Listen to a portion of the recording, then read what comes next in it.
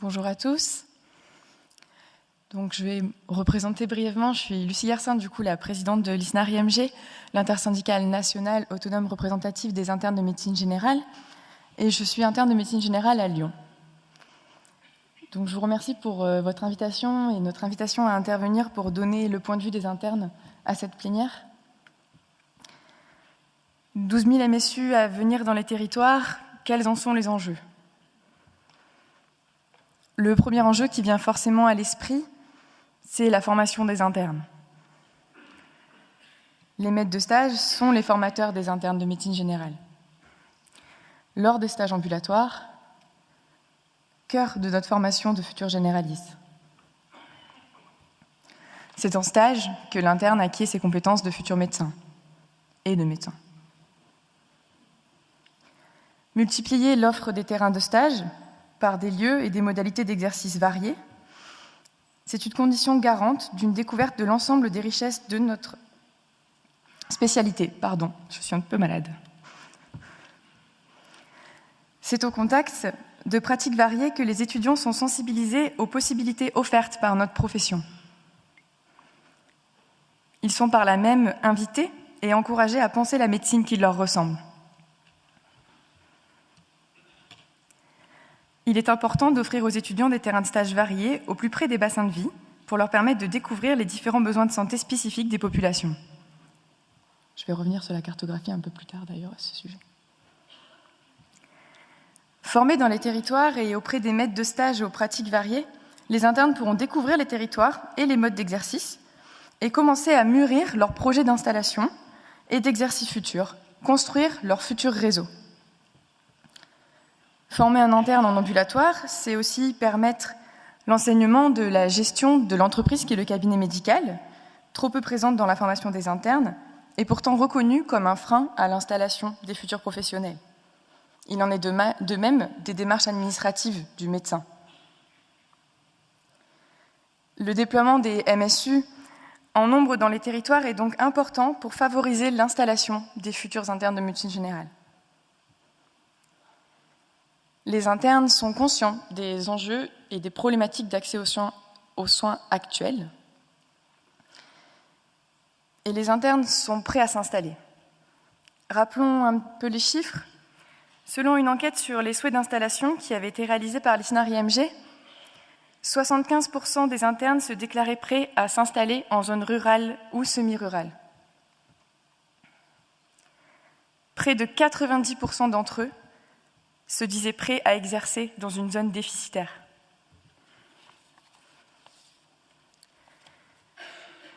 Nous venons de réaliser une actualisation de cette enquête pour compléter ces chiffres et nous sommes toujours en cours d'analyse des résultats. C'est compliqué.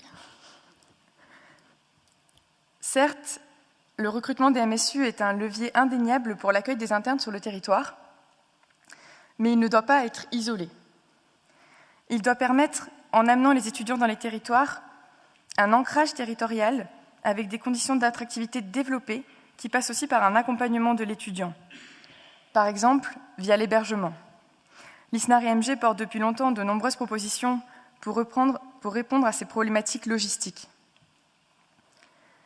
Nous pouvons citer comme exemple les internats ruraux ou hébergements territoriaux des étudiants en santé, qui sont des logements qui se veulent penser comme des colocations pour les différents étudiants en santé sur le territoire. Ils favorisent l'interpro et la découverte du réseau du professionnel. Et c'est en favorisant cette immersion dans les bassins de vie que la projection sur un territoire donné sera facilitée. L'indemnité de transport et la récente aide nationale au logement mise en place sont aussi des réponses encourageantes.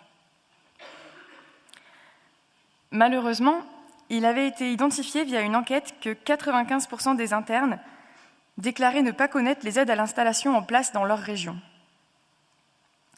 C'est sur ce manque criant d'informations auprès des internes même qu'il est possible d'agir demain pour accompagner leurs installations. Et c'est pendant la formation initiale que ces dispositifs doivent pouvoir être découverts par l'étudiant en parallèle de ses stages chez les MSU dans les territoires, par exemple à l'occasion de moments d'accueil ou de forums de l'installation. Je le répète donc, la formation des internes demeure l'enjeu majeur du déploiement optimal des MSU dans les territoires. En gardant cela en tête, je vais revenir un petit peu sur la cartographie qui vient de nous être présentée.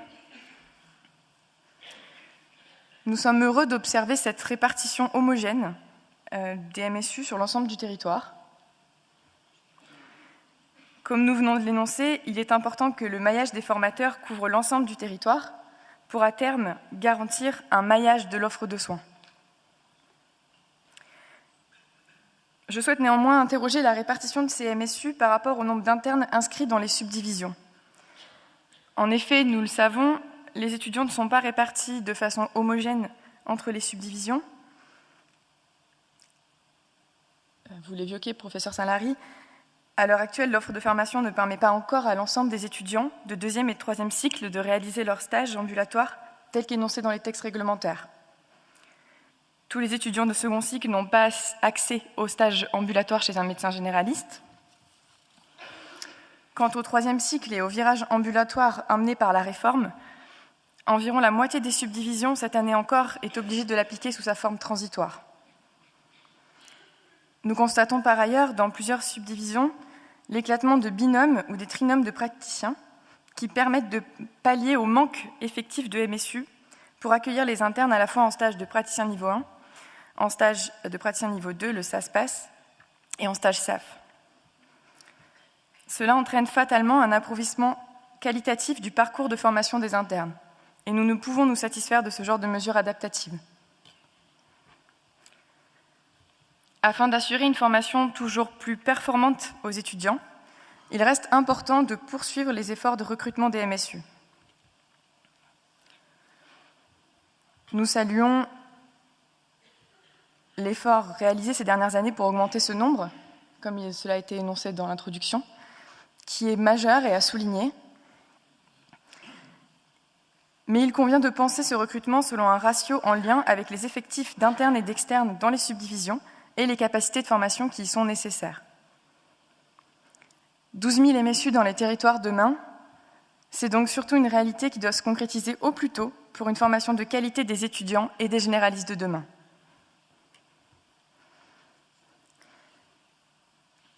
Cependant, la quantité ne doit pour autant pas supplanter la qualité. Une formation efficiente des étudiants, c'est via le biais de MSU formés et accompagnés dans leur mission pédagogique. La formation actuelle, majoritairement organisée par le CNGE, a montré son efficience. Les compétences et le travail des enseignants de médecine générale pour sa mise en place et son suivi sont à saluer. Elle doit bien sûr se poursuivre. Et afin de garantir la corrélation entre ce recrutement et les besoins en formation des subdivisions, l'université, garante de la formation des étudiants, doit pouvoir superviser ces formations. L'enjeu de 12 000 MSU demain, c'est donc de pouvoir garantir aux internes un encadrement de qualité auprès de MSU qualifiés. Alors, comment parler de maître de stage sans parler de la réforme du 3e cycle, que nous avons déjà un petit peu évoquée. Mise en place l'année dernière, elle a modifié les besoins de formation et a amené les départements de médecine générale à chambouler l'organisation des maquettes et donc des choix de stage des internes. Dans la nouvelle maquette du DES de médecine générale, un important et nécessaire virage ambulatoire a été amorcé.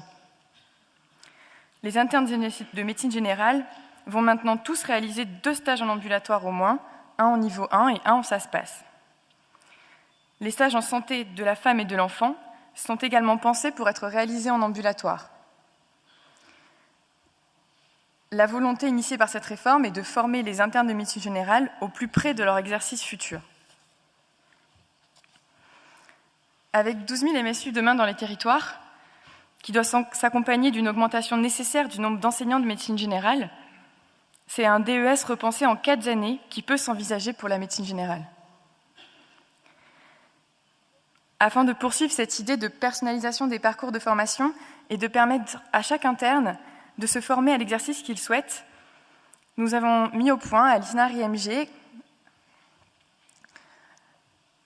une proposition de maquette en 4 ans, construite par les internes et pour les internes autour d'un parcours personnalisé de formation. Ainsi, les internes de médecine générale pourraient à nouveau bénéficier du stage libre, actuellement absent, de la maquette de la réforme, qui permet une souplesse de cette maquette et une personnalisation du parcours de formation souhaité par les internes. La phase de consolidation, qui serait donc la 4e année, inédite en médecine générale, se voudra professionnalisante. Elle sera construite sur le projet professionnel de l'interne. Elle devra permettre un respect et un accompagnement des souhaits d'exercice des futurs généralistes dans leur futur lieu d'exercice. Les possibilités de formation se doivent d'être souples. L'exercice de la médecine générale pourrait alors être essentiellement tourné vers l'ambulatoire, mais pas uniquement. Il y aurait donc là un enjeu important d'offres de formation variées, avec un recrutement nécessaire de MSU proposant des exercices diversifiés dans les bassins de vie. Leur recrutement en nombre suffisant sans altération de leur qualité restera donc, pour garantir sa qualité et sa pertinence, un élément nécessaire aux internes pour envisager le déploiement d'une maquette en 4 ans.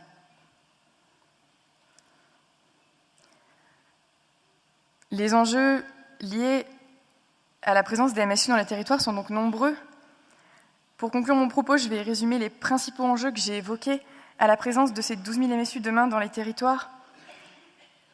Le principal enjeu, qui est au cœur de tous les suivants, bien sûr, une formation de qualité pour tous les étudiants, mais également les enjeux de démographie médicale, de répartition des MSU, qui sont des leviers pour l'installation,